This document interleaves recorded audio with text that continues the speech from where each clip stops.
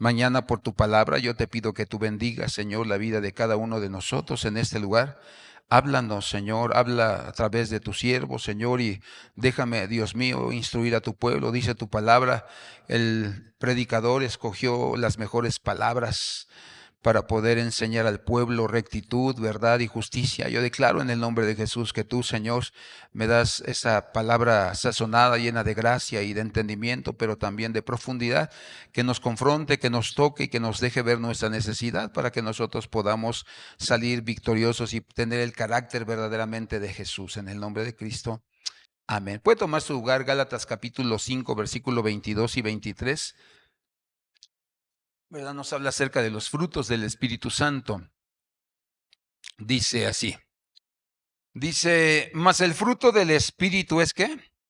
Amor, gozo, paz, paciencia, benignidad, bondad, fidelidad, mansedumbre, dominio propio. Contra tales cosas que no hay ley. Es decir, nadie nos puede quitar el querer ser, ¿verdad? Como Cristo. Entonces, hermanos, nosotros nos damos cuenta que cuando el apóstol Pablo estaba en este tiempo de la historia, ¿verdad? Vivía en un mundo grecorromano, es decir, que los romanos habían conquistado ya todas las naciones, a Grecia. Entonces, si nosotros tenemos claro, ¿verdad? O los que nos recordamos cuando nos enseñaban, allá, ¿verdad? En la escuela, en la primaria y secundaria, en la preparatoria, ¿verdad? Que la vida, ¿verdad? De Grecia y de Roma eran hombres, ¿verdad? Que tenían, ¿verdad? Mucha cultura, ¿verdad? Había mucha historia, también había, ¿verdad? Muchos deportes, ¿verdad? Entonces nosotros nos damos cuenta que ellos vivían en una época donde había mucha tecnología. Entonces, cuando ellos vivían en una época de mucha tecnología, lógicamente que la tecnología muchas veces, como hoy, hermano, nos quita el tiempo que debemos de dedicarle a la oración, que debemos dedicarle a la lectura de la palabra. Entonces, muchas veces nosotros nos damos cuenta que esto era la condición, ¿verdad?, en la que vivía el pueblo de los Gálatas y todo el mundo de aquel tiempo, porque Roma pues había conquistado, ¿verdad?, todas las naciones de su tiempo. Entonces, nosotros nos damos cuenta que ellos tenían un problema en su carácter, ¿verdad? Tenían debilidades, tenían, hermano, si tú recuerdas en el versículo 21, ¿verdad? Antes de esto, habla acerca de los frutos de la carne, ¿verdad? Y hemos enseñado, ¿verdad? Pablo lo establece en tres categorías: pecados de idolatría, pecados sexuales y pecados de carácter. Entonces, muchas veces nosotros como cristianos, hermano, nos decimos ser cristianos, nos decimos ser creyentes, pero lamentablemente nuestro carácter no ayuda y la gente por eso muchas veces no quiere venir a Cristo. Entonces nosotros vemos que el Señor Jesucristo tenía un carácter firme, ¿verdad? Porque lo vemos comiendo con publicanos y pecadores, lo vemos comiendo, ¿verdad?, con Lázaro, con María y con Marta. Y dice la Biblia que a la gente le gustaba comer con él, le gustaba tener, ¿verdad?, tiempos cercanos a Jesús. Luego vemos que constantemente tenía, ¿verdad?, tiempos de comida, tiempos de oración con los discípulos. Entonces el Señor Jesucristo tenía un carácter firme. O sea, no tenía problemas de carácter, no tenía debilidades de tal manera que acaban peleados. Dice la Biblia que había dos hermanos, Jacobo y Juan, llamados los hijos del trueno. Imagínate, dice que eran hombres bien violentos, pero dice la Escritura que el Señor les enseñó, ¿verdad? Moldeó el carácter de ellos hasta que Juan se convirtió en el apóstol del amor, ¿verdad? Y es el que habla, dice la historia, ¿verdad? Y la escritura que era el que se recostaba en el pecho del Señor, ¿verdad? Y cuando tú, hermano, ves esta amistad, ese ámbito social, te das cuenta que el Señor Jesucristo no tenía un mal carácter, no daba mal testimonio, no tenía ese problema. Entonces, pues muchos de nosotros tenemos ese problema. Hay una palabra, hermano, que es la palabra psicosocial. Y este es un término que se usa, ¿verdad?, para principalmente las personas que tienen ese problema de que se aíslan de la gente, ¿verdad? Ese problema de no querer, ¿verdad? Convivir mucho con las personas porque, ¿verdad? No quieren, hermano, tener problemas. Y ahí va a aparecer, ¿verdad? La primera dice, el término psicosocial se refiere a la interacción que existe entre los aspectos psicológicos y sociales de los seres humanos, ¿verdad? Tiene que ver con la manera de pensar, de ver las cosas. Esta relación implica una interdependencia entre el desarrollo y bienestar psicológico de un individuo y su vida, ¿qué? Social. Entonces, cuando una persona se encierra en su casa siempre, ¿verdad? Se acaba el culto y se va, ¿verdad? Y no quiere tener comunión con las demás personas, tiene un problema de carácter, ¿verdad? Tiene un problema de carácter que muchas veces ha sido formado porque a lo mejor así es alguno de los padres en la casa. A lo mejor, ¿verdad? Recibió opresión o injusticia. Después dice, en otras palabras, lo psicosocial se refiere a cómo el individuo se relaciona en su entorno y cómo este entorno afecta su bienestar emocional y mental, ¿verdad? Entonces, pues Dios nos hizo seres, hermano, que tenemos ya en nuestra naturaleza el tener comunión unos con otros, ¿sí? Entonces hay mucha gente que le cuesta trabajo. Hay un hermano que me acuerdo que tenía ese, o tiene más bien todavía ese problema. Entonces le costaba mucho saludar a los hermanos después del culto.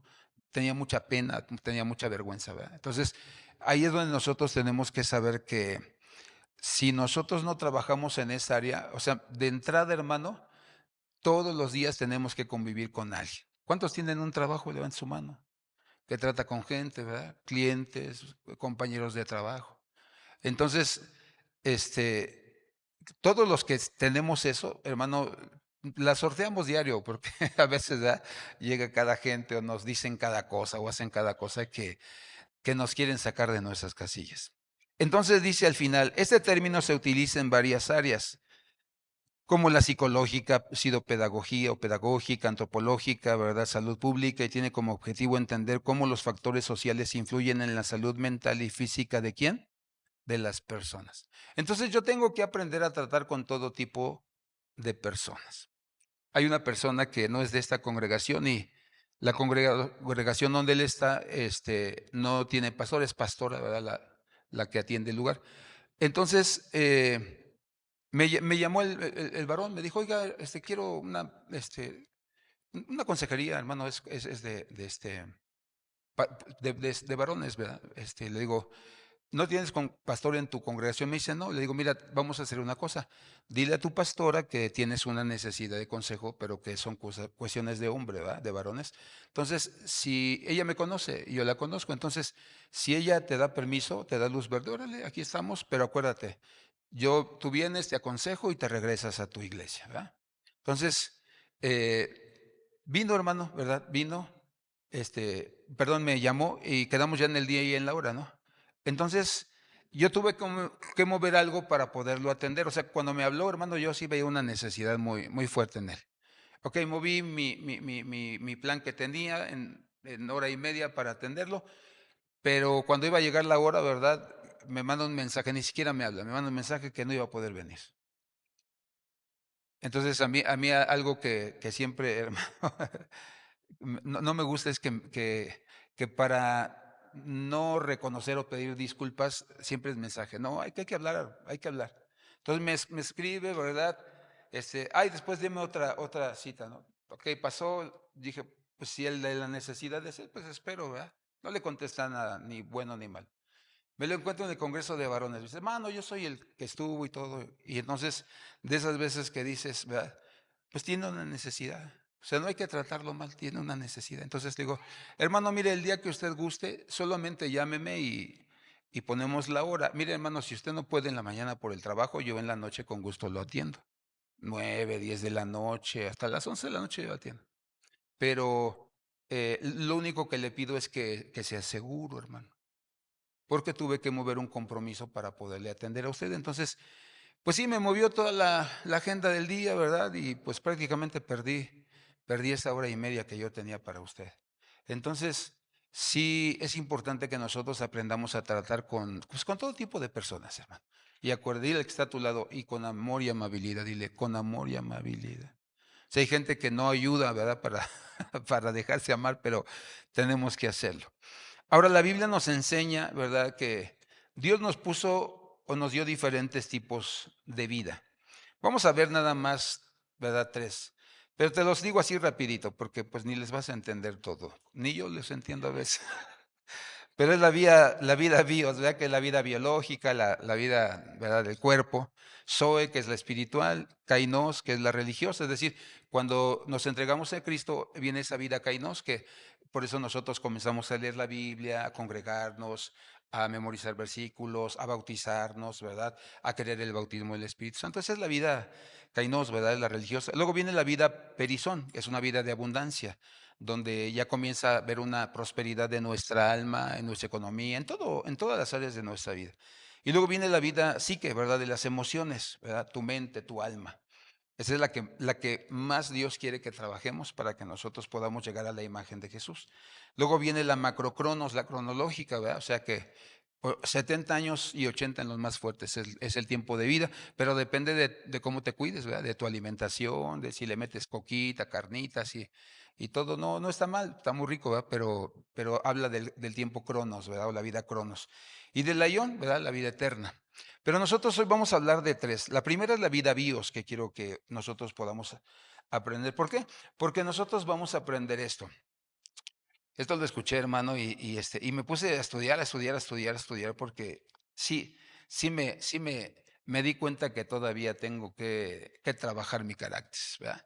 Entonces dice, vida bios, dice, este tipo de vida se refiere a la vida biológica, natural o física, ¿verdad? Tiene que ver con nuestro cuerpo.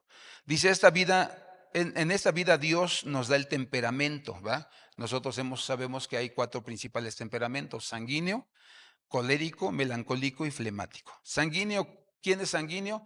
Esas personas, ¿verdad? Que son, ¿verdad? Muy ansiosas, ¿verdad? Pero también son personas que les gusta hacer cosas, ¿verdad? Innovan. Los coléricos, ¿verdad? Los enojones, ¿verdad? De todo se enojan, de todo gritan, ¿verdad? Después vemos el melancólico, ¿verdad? Todo le hace llorar, ¿verdad? No, hoy amaneció nublado y me siento triste, ¿verdad? No, hoy no vamos a la iglesia, ¿verdad? Entonces, ¿verdad? El flemático, ¿verdad? Es aquel, no, no es el que tiene flema, ¿no? Es aquel, ¿verdad? Que es tranquilo, que va lento pero seguro. O sea, de esos que dice, oh, es que es bien lento, ¿verdad? Pero yo siempre digo, pero es bien hecho, o sea, hay que tenerle paciencia, ¿no? O sea, no hay que, acuérdate, siempre hay que ir al ritmo del más lento, no del más rápido. Entonces, eso es lo que viene en la vida Dios. Dios nos da un temperamento. ¿Sí me explico?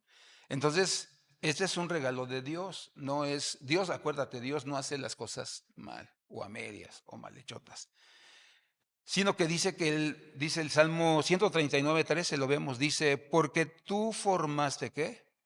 Mis entrañas, me hiciste en el seno de mi madre. Luego dice el Salmo 26:2, examíname, oh Dios, y pruébame, escudriña mi mente. ¿Y mi qué? Y mi corazón. Entonces, para decir entrañas y mentes, es la misma palabra hebrea, que es la siguiente. Dice entrañas, o mente es la palabra kilia, dice del femenino, ¿verdad? Del 36:27, es solo en plural, dice riñón, como un órgano esencial. Figurativamente, ¿qué? La mente, como el ser, ¿qué? Interior, tu temperamento. Entonces dice, Dios te dio algo que puso adentro de ti que nadie lo va a poder quitar. Ya eres así. Por ejemplo, ¿cuántos son coléricos? Así, honestamente. No es que gritas así nomás por loco, no, sino porque a veces hay razones, o sea, tú gritas, te enojas, ¿verdad? O sea, por algo justo, ¿verdad? Pero no está bien que lo hagamos. ¿Sí me explico? A ver, manitas arriba. Yo soy de eso, yo la verdad soy de eso. ¿Verdad? Entonces ahí es donde, o sea, eso ya Dios lo puso. Ahí hay dos más. ¿Verdad? Dios ya lo puso, Dios ya puso eso. Nadie lo puede quitar de nuestra vida. Dios ya lo puso. Lo único que Dios quiere es que nosotros, hermano, podamos trabajar en ello para poderlo moldear. No quiere cambiar Dios no es lo que hay ya en nosotros. ¿Sí me explico? Entonces, ya lo traemos. Por eso decimos, parece a su padre, ¿verdad? Se parece a su madre, ¿verdad? Dicen por ahí hasta en la cara, ¿verdad? Entonces, ahí es donde nosotros, apenas estábamos, no me acuerdo, vimos unos niños que así volteó a ver al bebé. Digo, oye, la cara de su papá. A la niña esta que vino el viernes, digo, la cara de su papá. ¿Ve? Entonces, esa es la vida bios. O sea, tenemos nosotros un temperamento con el que ya nacimos. Después, la vida psique. Dice, este tipo de vida se refiere al yo, al alma. Esto es lo que más le interesa a Dios que nosotros trabajemos. A la vida psíquica, la mente está compuesta por la voluntad, las emociones y qué? Y decisiones. Es la fuerza que nos impulsa a tomar decisiones y actuar. Por eso tenemos que dejarla bajo el dominio del Espíritu Santo. Dice, esta vida tiene que ver con el carácter. Es donde Dios más trabaja a través de pruebas. Hay que rendir y entregar nuestras emociones para vivir conforme al diseño de Dios, ¿verdad?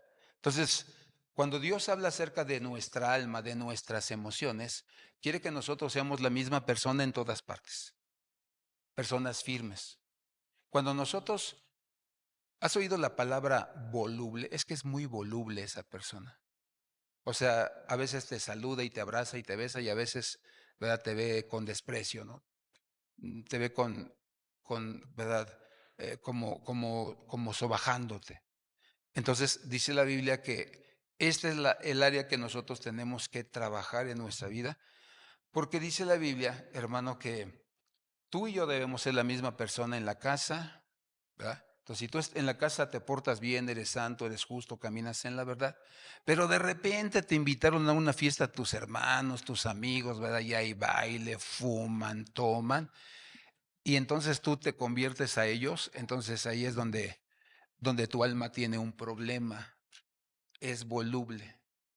Entonces, así como practica la santidad, la justicia, la verdad, cuando está en el ambiente mundano, se convierte a ellos. Y entonces tenemos que trabajar esa parte de nuestra alma. ¿A cuántos les gustaba el baile? Levante su manita, así que dice, a mí sí me encantaba, me encantaban los bailes. Es la persona que me dice, hermano, ore por mí, por favor, ayúdeme, porque lo único que me falta conquistar es el baile. Me encanta bailar, hermano. Me encantan las fiestas. Entonces, todos los que nos gustó eso, al que le gustó el alcohol, al que le gustó, hermano, la violencia, las pistolas, ¿verdad? Todas esas cosas son parte del alma que nosotros tenemos que someter a Cristo. Porque, ¿cuál es el propósito? Cuando tú dejas que Dios trabaje tu alma, te sometes a Él, ¿qué pasa? Efesios 4, versículo 13, dice la Biblia. Dice, ser firme, perdón, dice, hasta que todos lleguemos a la unidad de la fe y el conocimiento pleno del Hijo de Dios, a la condición de un hombre, ¿qué? Maduro, a la medida de la estatura de la plenitud de Cristo. Entonces, Cristo era un hombre, hermano, maduro. Nada más estaba escuchando una reflexión hace un ratito antes de venir para acá, donde le hacen una pregunta al varón, y mis respetos, es un hombre bien preparado el cuate. Y le preguntan, ¿por qué Juan el Bautista dudó cuando estuvo en la cárcel y mandó a preguntarle a Jesús que si Jesús era el que iba a venir o esperamos a otros? Entonces ya el hermano comienza ahí, y yo también siempre lo he visto ahí, hermano, que no es lo mismo estar aquí en la iglesia que estar en el bote, ¿verdad? O sea, ¿te acuerdas cuando íbamos al bote, hermano Esteban? O sea, como ahí llegábamos y no, pues te tenías que cuidar, hermano, desde los que estaban en la entrada, porque íbamos, allá teníamos un grupo, ¿verdad? Y íbamos a predicarles, ¿verdad? Y estaban con sus picos y te decían, lo llevo aquí en busca, ¿no? Y si no, te metían en el piquete, ¿verdad? Por eso nos esperaban los hermanos ahí en la rampita. Entonces, imagínate Juan en la cárcel, él sabía que se iba a morir. O sea, eso era definitivo. O sea, él mismo sabía que cuando lo pusieron preso se iba a morir, no iba a haber chance para otra cosa. Entonces, pues lógicamente que vienen las dudas, ¿no? Vienen los temores. Entonces Jesús de una manera muy amable, con un verdadero carácter cristiano, ¿verdad? No le dijo, ¿cómo es posible, Juan, si cuando tu mamá y la mía se encontraron, ¿verdad? Los dos saltamos en el vientre, ¿verdad? ¿Cómo es posible? Pues tú me bautizaste, viste cómo se abrieron los cielos y el Espíritu descendió en forma de paloma, ¿verdad? No, sino que le dijo, le mandó a decir con mucha cortesía y amabilidad, ¿verdad? Díganle a Juan que los ciegos ven, los sordos oyen, los cojos andan. Y entonces el corazón de Juan se afianzó nuevamente a la fe, ¿verdad? Dijo, sí, estoy en lo correcto, ¿verdad? Y sí, yo sabía que iba a venir uno mayor que yo, ¿verdad? Y él lo decolor, ¿verdad? Dice, yo bautizo en agua, pero el que viene detrás de mí bautiza, ¿qué? Con fuego. Entonces nos damos cuenta que tenía un carácter Jesucristo firme en todo momento, no cambiaba, no había cambios. No había cambios en medio de la adversidad, no había cambios en medio de la persecución. Entonces, esa es la vida psiquis, ¿verdad? O psique. Después viene la vida social, donde nosotros nos damos cuenta que esta vida, ¿verdad? Nos habla acerca de nuestra personalidad. Qué es la personalidad? Vamos al Efesios 4:24. Dice la Biblia, está hablando acerca de la personalidad. Dice, y os vistáis del nuevo hombre, el cual es la semejanza de Dios, ha sido creado en la justicia y santidad de la que verdad. Entonces, versículos anteriores dice, ¿verdad? Que la gente se vestía de ira, ¿verdad? De palabras necias, ¿verdad? De pleitos, de celos, etcétera, etcétera. Si quieres apágalo porque no llegaba hace 8 días hasta acá. Entonces, ahí es donde nosotros nos damos cuenta que aquí les está diciendo, vístanse del nuevo hombre. O sea, les está diciendo, miren, yo no quiero cambiarlos, yo no quiero hacer copias, ¿verdad? De gente. No, vístanse. Les está diciendo, cambien sus costumbres, cambien los hábitos que tienen. Y entonces les da 3 hábitos, ¿verdad? O 3 costumbres, 3 principios para que ellos puedan realmente llegar a la semejanza de Jesús. Le dice, ¿de qué se deben vestir? Dice, justicia, santidad y qué? Y verdad. Es decir, cuando nosotros venimos a Cristo, nosotros venimos ya con un temperamento y venimos con un carácter. Pero el que lo va a transformar, si nosotros se lo entregamos, es Cristo.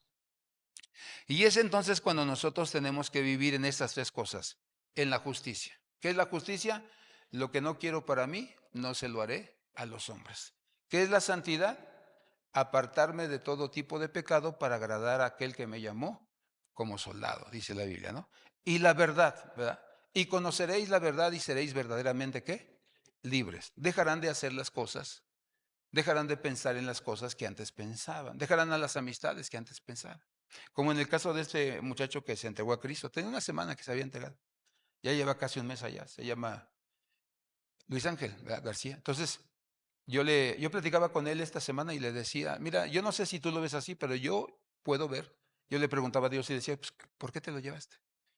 Y entonces, ¿verdad? Le dije, Dios me mostró que te llevó por las amistades que tenías, porque él tenía problemas, hermano, de drogas, ¿verdad? De alcohol. Entonces le digo, te llevó hasta allá para que esas personas a las que les comprabas y a las que sabías dónde buscarlas, te apartó de ese lugar para que tú pudieras tener un entorno de trabajo diferente, ¿verdad? Y luego con la sorpresa de que ya esta semana les llamó el jefe, dice, no acabamos una parte, ya eran unos metros ellos se dedican a hacer la parrilla para echar cimientos y su trabajo es muy bien pagado de ese hermano, ¿eh? Entonces, dice que los llamó el jefe y dijeron, una de dos, o nos regaña por no haber acabado, nos corre. Pero no dice que llegó y el jefe les dijo, ¿verdad? ¿Saben qué? Nada más llamó a 2 y le dijo, ¿saben qué? Vengan porque pues es mucho el trabajo, no lo voy a poder hacer, los he visto a ustedes y quiero ponerlos de jefes. Ustedes me van a ayudar, van a ser mi mano derecha. Entonces estaba el cuate bien contento y le digo, mira cómo Dios te aparta de las personas, te aparta de ese pecado y te está llevando, ¿verdad? Ya se lo encargué ahí al hermano Joel Calderón, ¿verdad? En Monterrey. Entonces le digo, busca a Dios y entonces tú te vas a dar cuenta que Dios va a ir cambiando esto, ¿verdad? Tu entorno social, la gente con que nosotros hermano, convivimos todos los días. Y entonces dice que lo social tiene que ver con la personalidad. Acuérdate, Dios no te quiere cambiar, no te quiere cambiar. Dios lo único que quiere es moldear tu carácter, ¿sí me explico? El mío.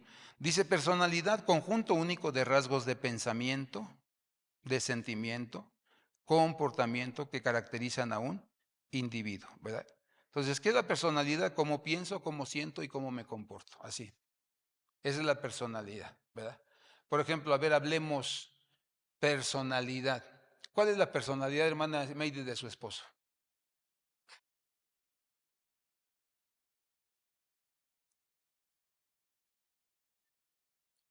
¿Es justo? ¿Es callado? ¿Tiene que trabajar más? No, con los que no conocen. Trabajador, ¿verdad? Sabe ser amigo. O sea, se quita la camiseta para... ¿En serio? Entonces nos damos cuenta que cada quien tiene su manera de pensar, de sentir y de actuar. No somos copia, acuérdese, no somos copia, no se quiere parecer a nadie. Usted es usted. Por eso no se vista como los demás quieren, ¿verdad? Si quiere cambiar de look, ¿verdad? Entonces váyase a una buena tienda o sea, no quiera ser como la persona que ve ahí en la escuela, en el trabajo, no. Vaya a una tienda y digo, oye, dame este, unos tips para asesoría, ¿verdad? Para que yo me vea diferente, ¿verdad? Entonces a lo mejor te dice, bueno, pues vamos a empezar con un corte de cabello y un color distinto, ¿verdad? No le tengas miedo al cambio, porque mucha gente por eso, no, ay, ¿cómo voy a ver de verde limón, no? De rosa. No, no le tengas miedo al cambio. Mira, porque los cambios son buenos. Mira, ya si no te quedó, ¿qué más puedes hacer? Vuelves ¿ves otra opción? Yo cuando llegué de la escuela bíblica, me acuerdo que mi mamá me dijo, oye, es que mira cómo traes los cabellos y necesitas que te lo arreglen. Me llevó con engaño. Yo creo que ya había hablado con la señora de la estética. Me llevó, mano, quién sé cómo me convenció y me hice chinos. Imagínate, yo chino, hermano. Todavía le dije, no, pero así desvanecido. No, no, no así a la rarotongo. Al afro. No, no, no. Entonces, ya estoy todavía bien iluso ahí pensando que sí. No me los hizo así chino, chino, chino, pero ya cuando me vi, pues sí me veía yo raro, ¿no? O yo creo que me veía yo raro, ¿verdad? Entonces llegué a la casa y traté de deshacer. En ese tiempo no había lo que hoy para deshacer. No había planchado ahora, y eso para alisar el cabello. Entonces, hermano, imagínate yo chino. Mi esposa me conoció en la escuela bíblica Lacio. Y nuestra primera cita después de regresar de la escuela era yo chino. Hasta mi suegra le dijo, ¿verdad? Como mi suegra no me había conocido, sino ya chino, le dijo, ay, hija, son chinos, es chino también, van a salir chinitos mis nietos. Entonces, no le tengamos miedo al cambio, hermano. No le tengamos miedo al cambio. O sea, si a ti te gusta ese color y todo, pero no, lo que sí, no quiero hacer copia de nadie. ¿Sí? Ten tu propia personalidad, como te salga, así naturalito. ¿Sí me explico? Entonces, por eso dice que tiene que ver esto con lo social, ¿verdad? Entonces, por eso nosotros tenemos que, hermano, saber que nuestra esencia, esa no se debe quitar. No se debe quitar. Y cuando tú eres una persona con personalidad definida, cuando llega alguien, ¿verdad? Por ejemplo, cuando llegas a tu casa y ves todo limpio, dicen, aquí estuvo mi mamá. Cuando ves todo desordenado, ¿quién dice? Aquí estuvo el Dani. Aquí estuvo Esteban. O sea, porque la personalidad nos delata, ¿a poco no? ¿Verdad? Entonces llegas y todo, ves todo en su lugar. Cuando yo voy de repente, ¿verdad?, a visitar, casi no soy de esos de que se fijan, pero sí me impresiona, sí me impacta cuando llego y está todo en su lugar. Yo digo, aquí hay alguien que pone orden, que tiene orden, ¿no? Entonces, esa es la personalidad. La gente se da cuenta de quiénes somos cada uno de nosotros. Entonces, la personalidad está ligada a los frutos. Por eso voy a hablar de los frutos.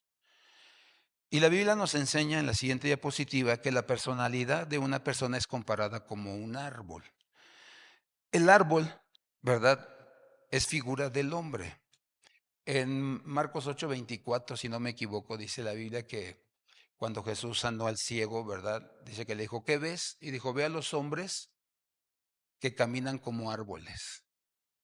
Dice que otra vez le volvió a pasar los ojos y volvió a echarle lo que hizo para sanarlo. Dice que ahora los veo con claridad. Entonces, el hombre es una figura del árbol, pero cuando nosotros vemos, ¿verdad?, dice que hay una raíz. La raíz dice que es figura del espíritu, ¿verdad? El espíritu siempre está dispuesto a buscar. Por eso el espíritu busca la hechicería, la brujería, el ocultismo, a Dios, ¿verdad? La nueva era, streamers, ¿no? Es decir, busca algo para llenar esta alma, ¿verdad? Dice que el tronco es figura del estado del alma. Pues, el alma del hombre sin Dios está dura, ¿verdad? Indiferente. Dice que las ramas o las hojas son figura de la carne o de la personalidad. Entonces, esa es la cuestión, ¿verdad? Cada quien es conocido por su personalidad. Y dice que los frutos, ¿verdad? Son figura de las actitudes o de las acciones. Ojo aquí, porque esto es lo que la gente ve en un árbol, el fruto que todos nosotros tenemos. Entonces, cuando ven un buen fruto, lo desean. Cuando ven un mal fruto, lo desechan, lo tiran, ¿verdad? Después dice que la sombra es figura de lo que la persona ministra o de lo que la persona da. Entonces, si sus frutos son malos, va a dar cosas malas. ¿Sí me explico? Entonces, por eso decimos que la personalidad está ligada al fruto que nosotros damos. Y ahora sí vamos a ver los frutos del Espíritu Santo. Y vamos a Mateo 7:16, ¿verdad? Yo no sé si tú alguna vez te has preguntado, oiga hermano, estoy decepcionado de tal hermano en la iglesia porque pues se supone que nosotros somos cristianos y ¿por qué hizo esto?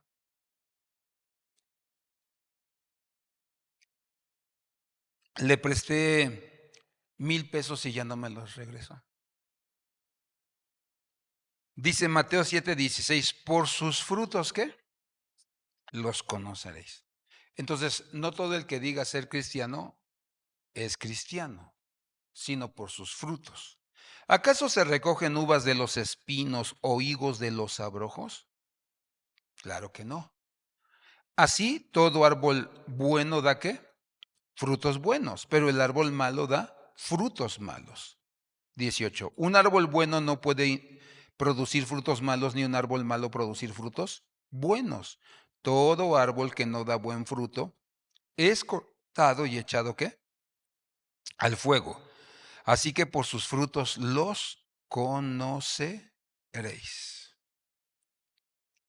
Entonces nosotros nos damos cuenta cómo, hermano, el fruto, el carácter, la personalidad de cada uno de nosotros es muy importante para que nosotros podamos dar testimonio de quién vive dentro de nuestro corazón y de nuestra alma. Entonces, no hay de tres sopas, solamente de dos. O vive Jesús, o ¿cómo se llama el otro señor? Satanás. O sea, no hay más. O sea, no nos engañemos. ¿Sí me explico? Por eso mucha gente de nuestra familia no se entrega. Hay gente que está casada con inconversos o con inconversas y dicen, es que, pues como ha visto cómo nos portamos, hermano, pues no, por eso no quiere, porque vio tus frutos. ¿Sí me explico? Entonces, cuando ves un fruto bueno, ¿verdad? O sea, lo quieres estar ahí cerca, ¿verdad? Entonces, por eso habla sobre la importancia de los frutos. Entonces, los frutos que vamos a ver nos enseñan el carácter o el tipo de carácter que tú y yo debemos tener y que entendamos qué significa este tipo de carácter. Hay una palabra llamada alexitimia. ¿Qué es esta palabra? Dice, dificultad para reconocer, identificar y expresar las emociones propias y las de los demás. Entonces, tenemos que aprender, hermano, a hacerle saber a las personas lo que sentimos, lo que queremos, lo que soñamos. Por eso no podemos reprimir a las personas. Si tienes 3 hijos, los 3 tienen que expresar lo que hay en sus corazones. Cuando era, por ejemplo, Navidad o Reyes, yo a mis hijos les decía, ¿qué es lo que quieres? Ellos nunca les hablé del Santa y de los Reyes Magos, ¿verdad? Porque en la escuela lo supieron, ¿verdad? Pero yo decía, todo, pues somos nosotros. ¿Pero qué quieres? Ah, bueno, yo quiero esto, yo quiero esto, ¿verdad? O sea, nunca dije, pues este está más barato y, ¿verdad? No, mejor ese, mi hijo, ¿verdad? No, o sea, siempre, ¿qué quieres? Porque ¿a qué se acostumbran los hijos? A expresar sus deseos, sus malestares, sus sueños. Tienes que soltarte y decir las cosas. Siento esto, me duele esto, no me gusta esto, me incomoda, ¿verdad? Porque a veces hasta cuando vas a ver a la suegra vas con tu cara, ¿verdad? Porque dices, no, es que, no, pues díselo a tu mujer, ¿verdad? Sabes que, mira, la verdad, a mí no me gusta por esto. Platiquen, pónganse de acuerdo. ¿Sí me explico? Y también tienes que aprender a ser tolerante, ¿verdad? O sea, no tienes que ser una persona que, no, yo no voy, ¿verdad? No, hay que expresarnos y hay que llegar a acuerdos. Después dice, es como una ceguera emocional que puede afectar las relaciones interpersonales y el bienestar emocional de las promesas de las personas. Les cuesta trabajo comunicar sus emociones a los demás, incluso a su pareja. ¿Verdad? Entonces por eso dice casi siempre ella, es que no me dice nada, siempre se queda callado. Entonces, hay un problema. Hay que aprender a soltar, hermano. Hay que aprender a decir, tengo esto, me duele esto. ¿Sabes qué? No quiero tocar este tema porque un día me pasó esto y, ok, déjame orar por ti, que Dios sane tu corazón, ¿verdad? Pero tienes remedio, el día que gustes, lo volvemos a platicar y nos ponemos de acuerdo. No te cierres, porque eso afecta a la relación. Imagínate, a lo mejor tienes una buena pareja, ¿verdad? Pero por tener este problema de no saber comunicar tus emociones, pues tú mismo la vas a alejar o lo vas a alejar, ¿verdad? ¿Por qué? Porque no tienes esa libertad de expresarte. Y después dice, tiene tendencia a actuar de forma impulsiva y directa en lugar de reflexionar sobre sus sentimientos, ¿verdad? Entonces, cuando lo dice mal, ¿verdad? Con gritos, con enojo, ¿verdad? Con gestos que lastiman, ¿verdad? Con palabras que hieren. Entonces, todo eso hace que se vuelva esto un problema. Entonces, por eso, hermano, hay que hablar, dile que está a tu lado, hay que hablar, hay que decir lo que tenemos, lo que nos sucede, ¿verdad? Yo siempre le digo a mi familia, yo no soy adivino, mira, mi trabajo me implica que yo me dé mucho a las personas, le digo, entonces, hijo, hija, yo no voy a veces a saber si algo te está pasando, yo te voy a pedir que te acerques y que me digas, papá, puedo hablar contigo, me está sucediendo esto, tengo este problema, tengo esta carga, tengo esta lucha, tengo este deseo, tengo estos sueños. Entonces tú me los dices y entonces vemos cómo le hacemos para trabajar sobre eso. ¿Verdad? Pero ayúdenme de esa manera. ¿Verdad? ¿Por qué? Porque imagínate, hermano, a veces la gente me dice, ¿se acuerda de mi problema, hermano? Y a veces escucho a cientos de personas de veras y no me puedo acordar de todo. Ahora sí que lo que hago, hermano, es tengo ya ahí, ¿verdad? Cada nombre el caso clínico, por decirlo así. Entonces, cuando lo tengo que volver a atender por alguna razón, ¿verdad? Entonces comienzo a ver, ¿verdad? ¿Qué pasó con el hermano, la hermana? Para ayudarle, ¿verdad? Para saber en qué nos quedamos, para que yo no empiece desde el principio, ¿verdad? O para que podamos saber cuál es la situación, ¿verdad? Entonces, perdónenme si no me acuerdo de su petición o de alguna cosa. Pero ahí están anotadas, por eso oramos por eso. Y les vamos subrayando, ¿verdad? Las que ya están contestadas. El fruto del amor es el primero que vamos a ver, el fruto del amor. Dice más, el fruto del Espíritu es que dice el amor. La palabra para amor que se escribe aquí es del amor ágape. Dice, tiene que ser un amor afectuoso, benevolencia. ¿Qué es benevolente? Hacerle bien a la persona. Dice, es Dice, benevolencia, festín de amor, o sea, y gozo por amar, es amado, ¿verdad? Entonces dice que es un amor con afecto. Mira, hermano, tenemos que aprender a ser personas afectuosas, que apapachemos, que abracemos. Tenemos que ser personas que nos dejemos apapachar, abrazar, porque a veces queremos abrazar, ¿verdad? Los nuestros y, ay, espérate, ay, estás sudado, estoy sudado. No, ese es el verdadero amor. Si tú realmente quieres que tu familia esté llena del amor que Dios tiene, así debe ser el amor. Dice que este amor, hermano, es un amor que no espera nada a cambio y es que incondicional.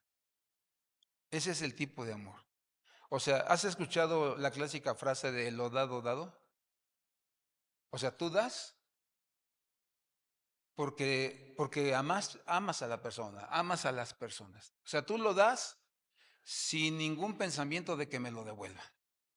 ¿Verdad? O sea, yo lo doy porque Dios me movió a hacerlo, porque amo a esa persona, Dios me dio, ¿verdad? Y a veces ni las conocemos. En esa semana había un joven que estaba aquí en la esquina, hermano, tomando el sol, se vendía espejos por aquí así, trae su espejo, se veía bien, lo pasé, hermano, acá a la vuelta y para comprar unas cosas y lo vi, hermano, así con mucha sed, muy cansado. Y entonces, ¿verdad? Lo saludé y le digo, hola, buenas tardes. Hola, ya fui, regresé. Y cuando lo vi, ¿verdad? Lo veía así, agachado, fatigado, y le digo, ¿quieres una coca? Va. Digo, vente, ahí deja tus espejos, vamos, aquí está la tienda. ¿Quieres unas papas, lo que tú quieras? Va, órale. Pues ahí está. Gracias. Que Dios te bendiga. O sea, el amor no se mide por lo que tú me das, si te conozco o no te conozco. El amor es incondicional. ¿Ves la necesidad? Ama a esa persona. Dale a esa persona. Mitiga un poco, en este caso, su sed. Mitiga un poco. Cuando yo veo a los viejitos, hermano, una vez me tocó ver, fui ya tarde a Chedraui, todavía a las 9:30 ahí andaban los viejitos. Y Dios me había bendecido en esa semana, hermano. Y sí, no, agarré una monedita, saqué el billete más grande que traía y le digo, órale, jefe, ya váyase, porque no están por hobby. Entonces, el amor ágape, el amor de Dios, que quiere que lo demos primero a nuestra familia y a los demás, es este amor donde dice que no espera nada a cambio y es incondicional. Y lamentablemente nosotros condicionamos nuestro amor. Si tú me das esto, si tú me haces esto, yo te demuestro mi amor, yo te doy mi amor.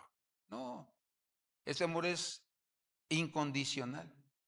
Dice que también es una actitud, hermano, de la personalidad o de la naturaleza de Dios. Dios nos puso el ejemplo del amor más grande. Dice que Juan 3:16, que nos dio a su Hijo para que nosotros pudiéramos ser salvos. No nos pidió nada, no nos cobró nada. Nos lo dio, ¿por qué? Por amor. Entonces, por eso nosotros nos damos cuenta que debe ser nuestra naturaleza. Eclesiastés capítulo 3 habla acerca de 29 tiempos, ¿verdad? Que hay tiempo para comer, pero uno de los tiempos es en el versículo 8, es tiempo de amar. Es decir, el Señor sí nos manda a nosotros a demostrar nuestro amor a las personas. Déjate apapachar, hermano. Déjate querer bonito. Porque hay personas que por las injusticias, por los maltratos, cuando hay personas que te quieren tratar bonito, te quieren servir, te quieren atender, y a veces no lo valoramos. Déjate querer, déjate consentir, déjate decir cosas bonitas, porque ese es el amor. Y si tú no respondes al amor que te están dando, vas a matar ese amor. Tú solito lo vas a matar. Y entonces por eso la gente busca a quien darle su amor, ¿verdad? Y pues lamentablemente muchos se tuercen, ¿verdad? Pero haciendo cosas malas, pero dejemos que el amor, que el verdadero amor fluya en nuestros corazones. Digámonos las cosas con respeto. Si hay algo que no nos gusta, con respeto. Dice que Juan 3:16, bueno, que nos amó, ¿verdad? Entonces, hermano, hay muchas personas que piensan que si ellos dan un abrazo, que es un signo de debilidad, pero al contrario, te da valor, te va a dar valentía. Yo no tuve hijas, hermano, pero si yo hubiera tenido hijas, oh, hermano, sería el papá más apapachador, consentidor, me iría con ellas de compras, hermano, no, mi vida, mi vida sería más feliz todavía. O sea, soy feliz, soy muy feliz con mi familia, ¿no? De verdad, soy muy feliz con mi familia. Tengo una buena esposa, unos buenos hijos, una buena hija ahora. Pero hay que demostrar nuestro amor con las personas. ¿Cómo nosotros podemos demostrar nuestro amor? Pregúntale que está a tu lado, ¿cómo podemos mostrar nuestro amor? Dígale, ¿cómo? ¿Cómo? ¿Cómo, Alfredito? ¿Cómo pueden demostrarte el amor? ¿Cómo? ¿Cómo? Ajá, ¿cómo más? Detalles. ¿Has escuchado la palabra afirmación o validez? Vamos a ver qué significa esto. Así es como debemos dar amor. Dice, debemos validar, viene del latín validare, validius, dice fuerte.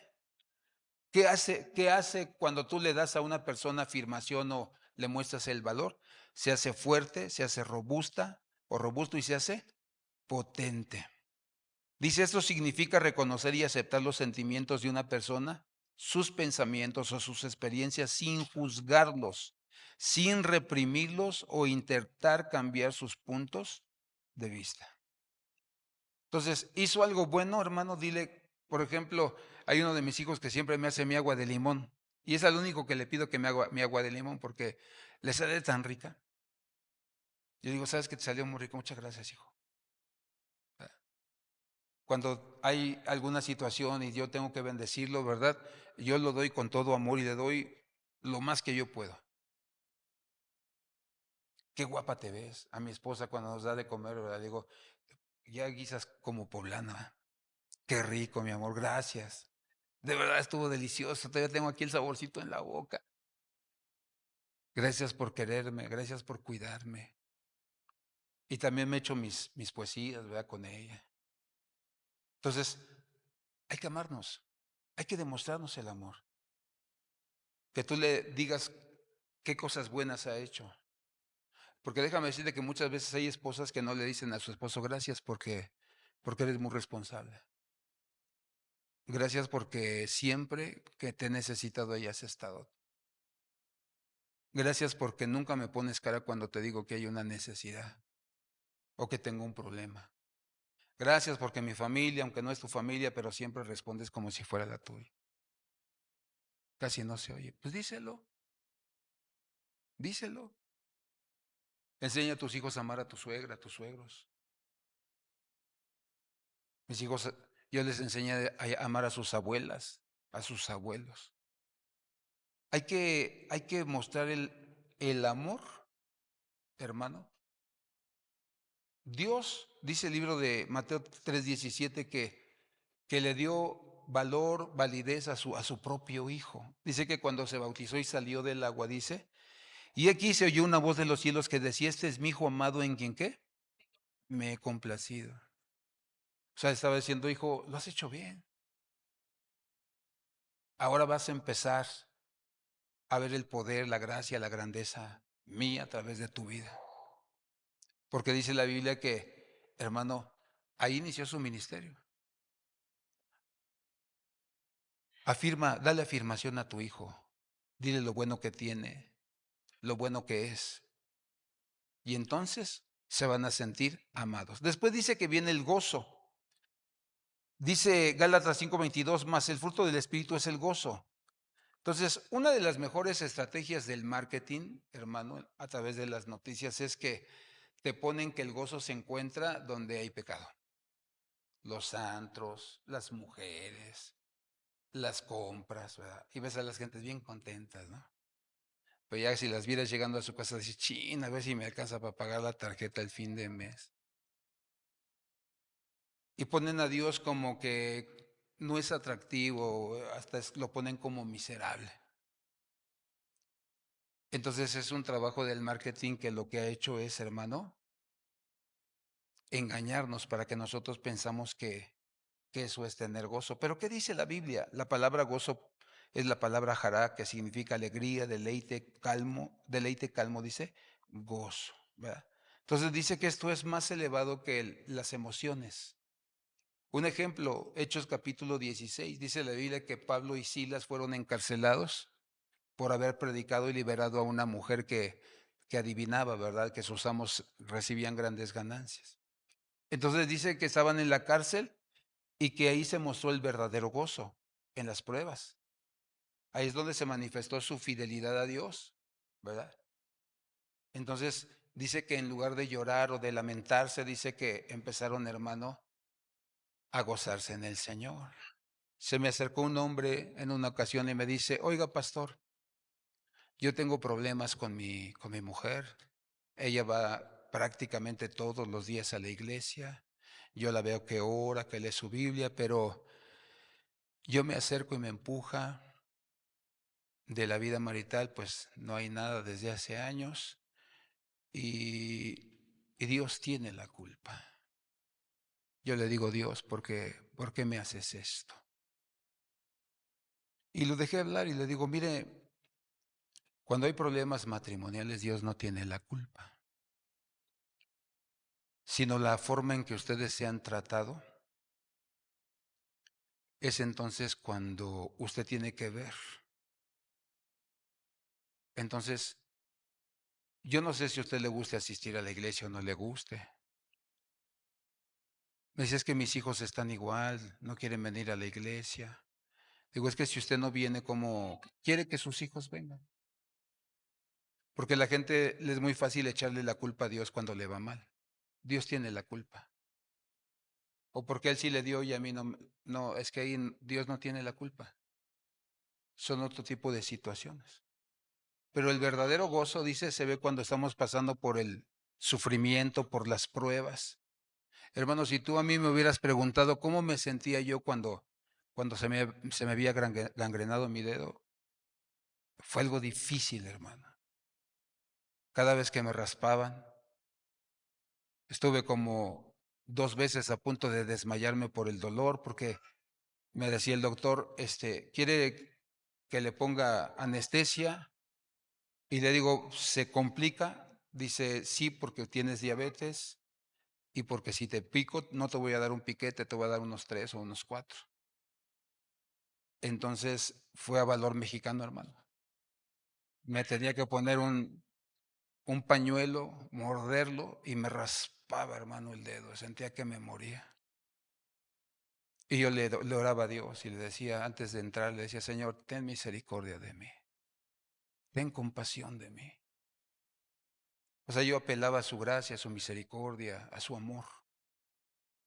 Pero a lo mejor otro le hubiera reclamado a Dios y a lo mejor hasta me hubieran cortado mi dedo. Es ahí en los momentos difíciles donde el verdadero gozo se tiene que manifestar.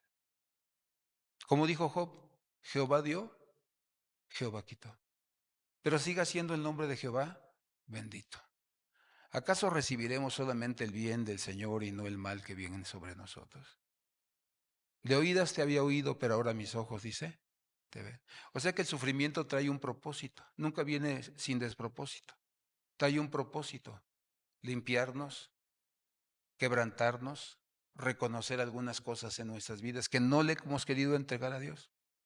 Entonces, ese es el verdadero gozo. Vamos a ver algunas citas. Salmo 30:11. Tú has cambiado mi lamento en danza, has desatado mi cilicio, ¿verdad?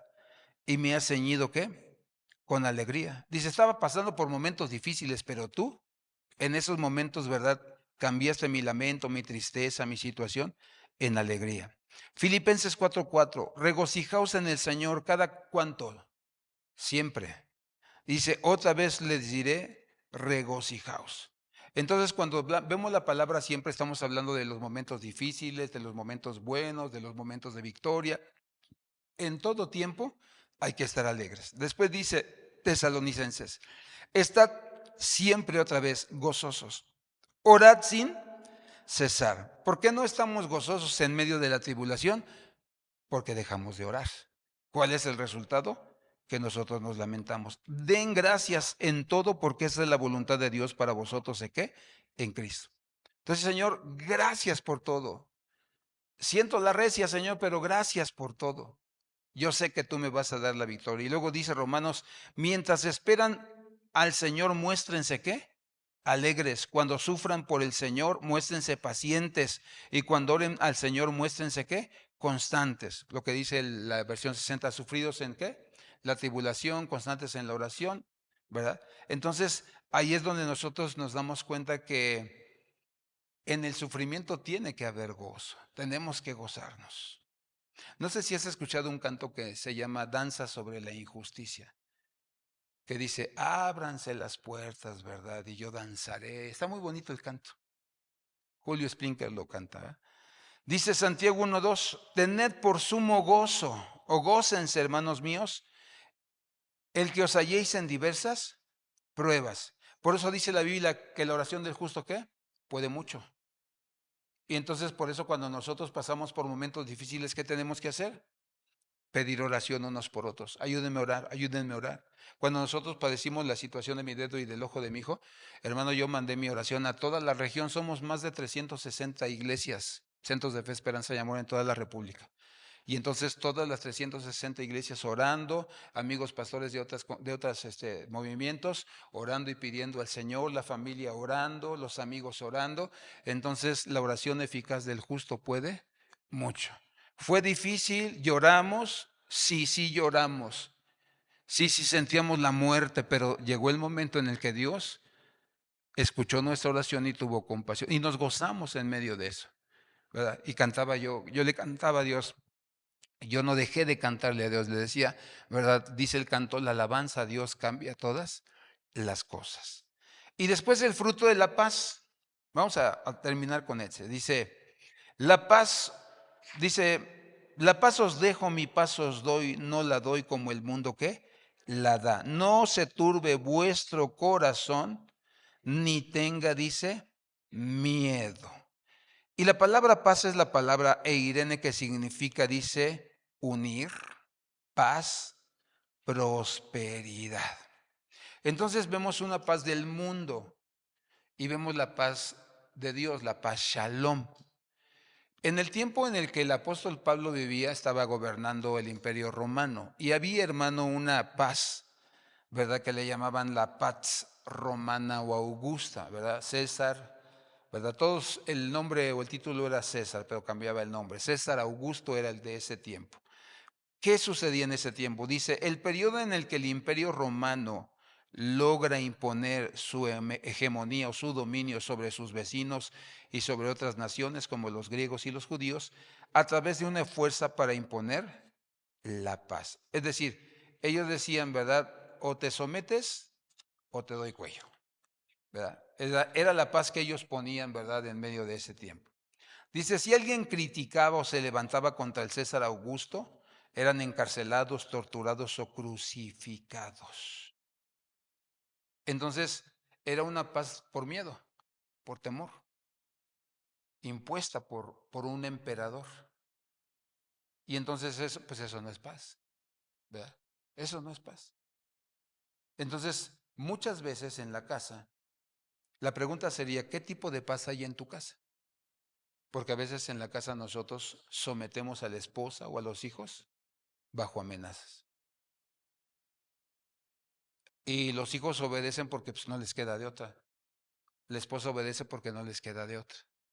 Hay hombres muy, hermano, opresivos, impositivos. Entonces nosotros nos damos cuenta que la gente vive así. Yo me acuerdo cuando recién nos casamos, me acuerdo que mi esposa y yo, pues lo clásico, ¿no? La luna de miel. El tiempo dura pues, como 3 o 4 semanas. Entonces yo salía mucho, hermano, me sacaban mucho a las sierras. Entonces yo llegaba, yo a mi esposa la veía a veces en el mes, 2 semanas sí, 2 semanas no. Entonces yo llegaba y todo, pero en ese tiempo como que yo me volví muy, muy opresivo. Entonces yo me acuerdo que mi esposa me tenía miedo y yo empecé a darme cuenta. Yo dije, ¿pero por qué me tiene miedo? ¿Sabes qué era lo que yo pensaba? Pues si yo soy una dulce personita, no, soy muy bueno. Entonces me acuerdo que un día algo sucedió y me enojé y entonces ella, ¿verdad? Se hizo así. Entonces ya fue cuando le digo, ¿qué tienes? O sea, ¿por qué actúas así conmigo? Me dices que tú no te has dado cuenta, pero tú te has vuelto un opresor. Entonces yo no te tengo respeto, yo te tengo miedo. Hermano, eso a mí me pegó. Imagínate, yo era el segundo después del pastor. Predicaba, siempre me daba, por ejemplo, él era muy, muy celoso de a quién le daba el lugar, los cultos a un de sus colaboradores. Entonces él me llevaba a visitar con él me dejaba, ¿verdad?, las consejerías más difíciles, me enseñó claro, ¿verdad? Él me traía para todos lados con él, se iba a reuniones a México, siempre me traía con él. Entonces, el tiempo de predicación, la predicación antes del último culto, ¿verdad? Él me lo dejaba a mí. Cuando él salía a predicar a otros lugares, me los dejaba a mí. Entonces yo decía, no, pues sí, pues soy un buen pastor, ¿no? Soy un buen siervo. Pero imagínate cómo estaba mi casa. Entonces yo le tuve que pedir perdón a mi esposa y le dije, ¿sabes qué? Perdóname porque pues, yo pienso que soy bueno. Entonces mi esposa me comenzó a decir, es que eres una persona que me ha tratado así y así y así. Por eso decimos, hay que expresarnos, déjalo hablar, déjalo hablar. Y entonces yo le pedí perdón y comencé a cambiar mi actitud, hermano. cambié mi actitud con ella. Y entonces nuestra vida pues, nos pintó diferente. Por eso a veces en las casas no hay paz, sino hay opresión, hay imposición. Entonces nosotros tenemos que saber si los frutos del Espíritu Santo sí están fluyendo en nuestras vidas. Practícalos con tu propia casa. Yo nunca he sido de los que primero le da al sobrino o al vecino y a mis hijos, nunca les doy yo el último. No, primero a ellos. Abrázalos. ¿Cuántos de los que somos hombres necesitamos que nos abracen así, honestamente? Levanten su mano, sin que le dé vergüenza, sin que le dé pena. Pues la verdad, yo sí necesito, no tuve un papá. Por ejemplo, yo no tuve un papá. Entonces, a mí siempre mi abuelo me abrazaba. Mi abuelo afuera de la casa hizo una banquita y todas las tardes, como ya estaba viejito, me decía, vamos a caminar y vivía ahí junto al aeropuerto. Entonces íbamos a caminar, veíamos cómo aterrizaban los aviones, ¿verdad? Y dábamos la vuelta a toda la colonia, nos sentábamos. Pero él me iba contando, ¿verdad? Las cosas que vivió de chico, de adolescente, de grande. Y nos sentábamos y me comenzaba a abrazar. Y hermano, no sabes cómo me sentí cuando me abrazaba así. Era así como la gloria, porque siempre como fui huérfano, todos se aprovechaban de mí. Y para lo único que me buscaban era para ser mandados. Entonces, cuando mi abuelo me abrazaba, yo decía, él sí me quiere, él sí me quiere. Y me sentía seguro, me sentía capaz, me sentía, hermano, muy querido. Por eso, mostremos el amor entre nosotros. Abracémonos como hombres, abraza a tus hijos, abraza a tus hijas. Hermano, yo quisiera tener hijas, ¿verdad? Para agarrar a mi hija y agarrarla, levantarla y darle de vueltas hasta que se maree ella o yo, ¿verdad? Y reírnos a carcajadas, hacerle bromas, ¿verdad? Entonces, necesitamos dejar que los frutos del Espíritu Santo se muevan en nuestras vidas. El amor, el gozo y la paz. Que esas tres cosas a nosotros nos permitan mostrárselo a la gente. Y entonces la gente verá tu personalidad. Que cuando tú actúas de una manera correcta conforme a los frutos de Dios, la gente dice, ese sí es un cristiano. Y ahí es donde hay que tener cuidado porque si en algún momento se nos ocurre actuar carnalmente, la gente también se va a dar cuenta, se va a decepcionar. Por eso yo quiero invitarle a que se ponga de pie y que le digamos a Dios, Señor, ayúdanos. De verdad, dile, yo quiero dar testimonio, Señor. De verdad, yo quiero dar frutos. Porque cuando tú das buenos frutos, la gente se acuerda de ti. La gente te bendice. Por ejemplo, cuando la gente sale, siempre se acuerda de mí. Yo le doy gracias.